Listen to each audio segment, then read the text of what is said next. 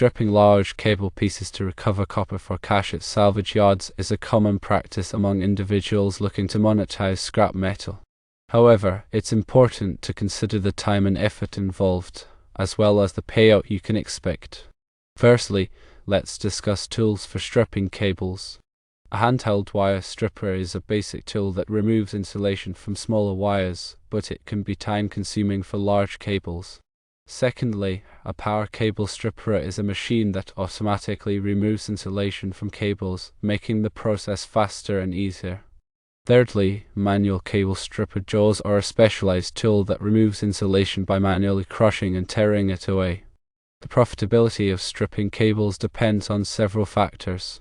Firstly, copper prices fluctuate, so it's important to check current market rates before investing time and effort.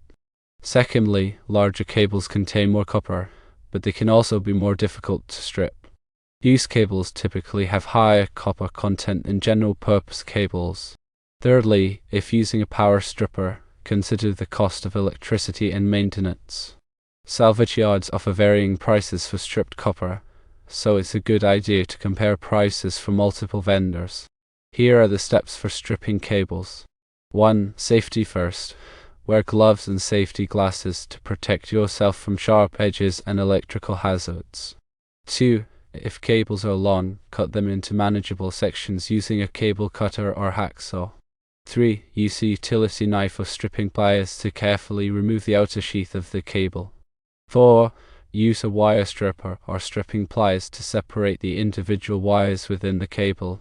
5. Use a wire stripper, power stripper, or manual jaws to remove the insulation from each wire. Based on current copper prices, you could potentially earn around $2 to $3 per pound of stripped copper. A 100-pound lot of used cable could yield approximately $200 to $300.